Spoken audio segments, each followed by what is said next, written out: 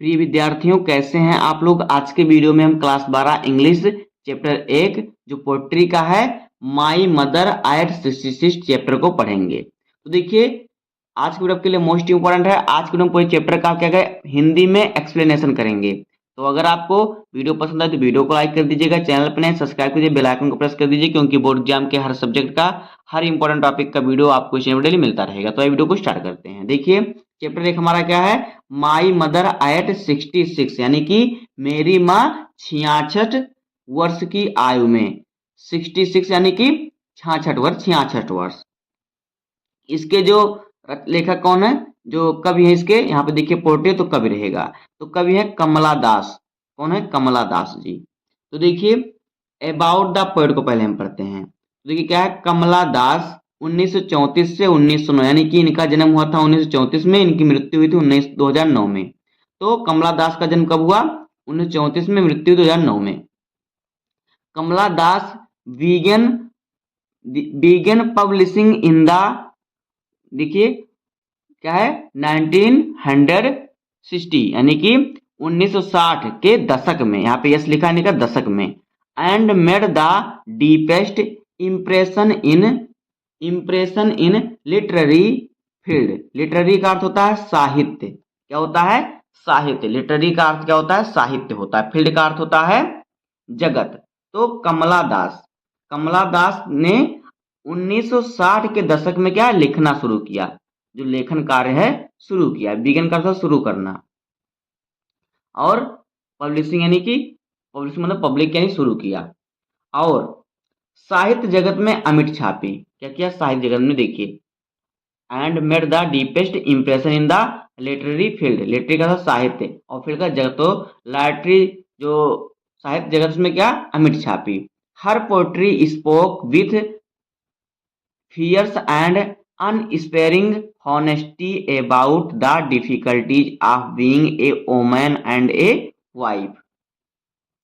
उनकी कविताएं जो थी एक स्त्री और पत्नी की कठिनाइयों को बड़ी ईमानदारी और निडरता से व्यक्त करती हैं। देखिए जो उनकी कविता है, देखिए क्या है, एक स्त्री और एक क्या है वोमन यानी औरत की जो कठिनाइयां हैं उनको बड़ी ईमानदारी और निडरता से व्यक्त करती हैं। आगे देखिए, आगे हमारा है, देखिए क्या है, she was born in Malabar Kerala यानी कि उनका जन्म केरल के मालाबार में हुआ। And educated mainly at home and turn early to poetry. और देखिए उनकी जो मुख्य शिक्षा हुई वो घर पर ही हुई। लाइक हर मदर, अपनी माँ की तरह, अपनी माँ की तरह उनकी शिक्षा भी कहाँ पे हुई, घर पर हुई, जो मेन शिक्षा थी। आगे देखिए सी वाज यहाँ पे देखिए आपको क्या दिया है, सी वाज बाईलिंगल, क्या है सॉरी यहाँ पे रहेगा बाईलिंगुअल। तो she was bilingual and wrote fiction in Malayalam यानी कि उन्होंने कम उम्र में क्या किया, कम उम्र में ही उन्होंने क्या किया, कविता लिखना शुरू कर दिया। जब उनकी छोटी आयु थी तभी उन्होंने कम जो है कविता लिखना शुरू कर दिया। किसमें, मलयालम भाषा में भी वो कविता लिखते थे। देखिए वो क्या थे, द्विभाषी थे। देखिए वो द्विभाषी थे और वो मलयालम भाषा में क्या की उन्होंने, देखिए क्या किया, उन्होंने मलयालम भाषा में उपन्यास लिखती थी। जब वो देखिए यहाँ पे हमें दिया है ना मलयालम फिक्शन यानी कि वो उपन्यास लिखती थी किसमें, मलयालम भाषा में। आगे देखिए जो मलयालम भाषा होता है। आगे देखिए हमारा क्या है, my story is frank as autobiography. देखिए जो उनकी माई स्टोरी रचना है वो एक आत्मकथा पर, यानी कि उनकी आत्मकथा है, उनकी खुद के जीवन की कथा है। आगे देखिए द कॉन्फेशन, क्या है यहाँ पे देखिए, द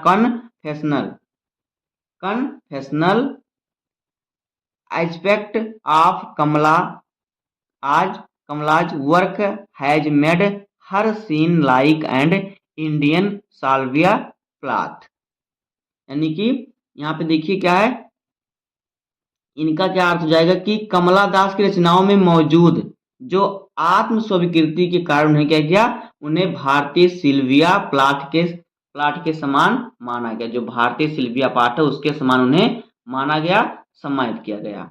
आगे देखिए, आगे हमारा इसमें देखिए क्या है, some of her works in English include the novel alphabet of lust 1977, a collection of the short stories Padmavati, the harlot and other stories 1992। तो देखिए,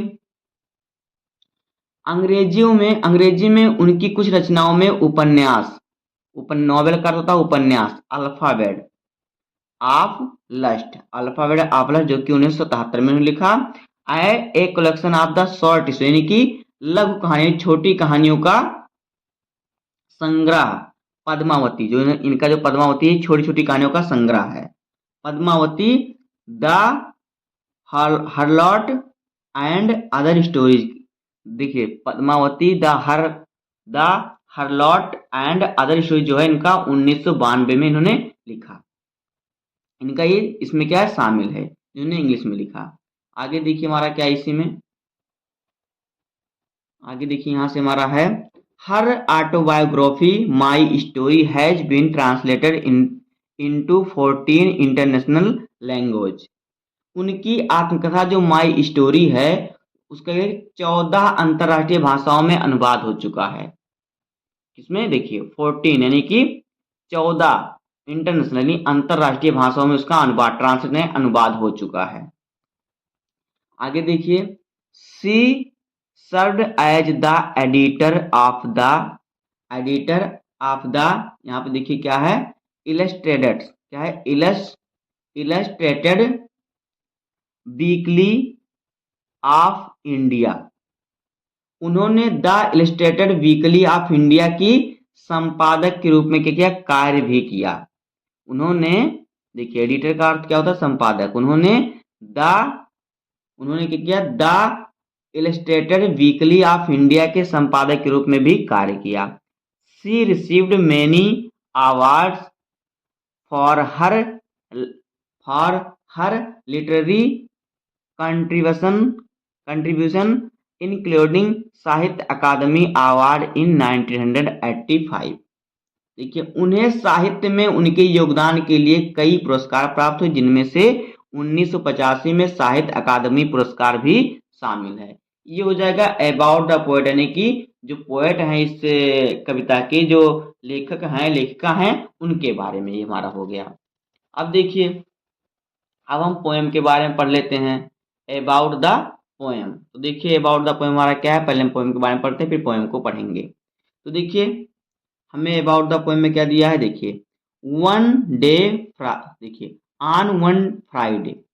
on one Friday the poet was going to Cochin airport from her parental home, यानी कि एक शुक्रवार को कवित्री अपने मायके से कोचीन हवाई अड्डे जा रही थी। कोचीन जो है हवाई एयरपोर्ट मतलब हवाई अड्डा।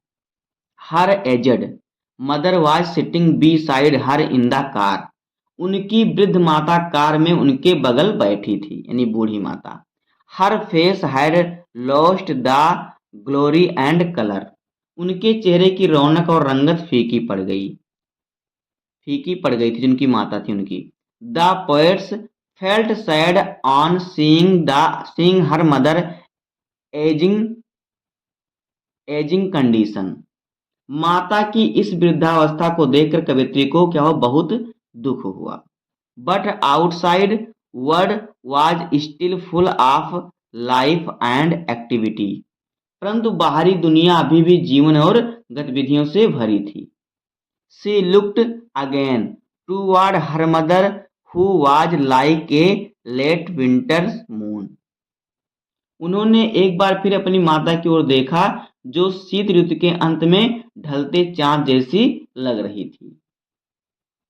हर childhood fear received nevertheless she waved goodbye to her aged mother with a smile wishing to meet her again after a span of time, उनके बचपन का डर फिर से जाग उठा, फिर भी उन्होंने मुस्कुराते हुए अपनी वृद्ध माता ने बूढ़ी माता को विदाई दी और कुछ समय बाद उनसे फिर मिलने की कामना की। स्पान ऑफ टाइम यानी कुछ समय बाद फिर मिलने की कामना की। ये हमारा हो गया जो ये कविता इसके बारे में, about the poem.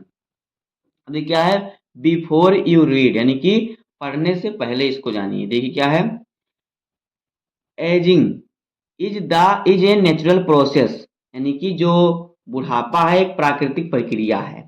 Have you ever thought what our elderly parents expected from अस?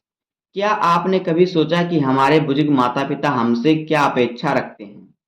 तो ये हमें इतना दिया। इसके बाद देखिए हमारा पोएम क्या है, हम पोएम को पढ़ते हैं। तो देखिए पोएम में हमारा जो है दिया है, बहुत छोटा पोएम है। क्या है देखिए, driving from my parents home to Cochin last Friday morning. पिछले शुक्रवार की सुबह अपने माता पिता के घर से कोचिन जाते समय। आई सा माई मदर, मैंने अपनी माँ को, बी साइड मी, मैंने अपनी माँ को अपने बगल में ऊँघते हुए देखा।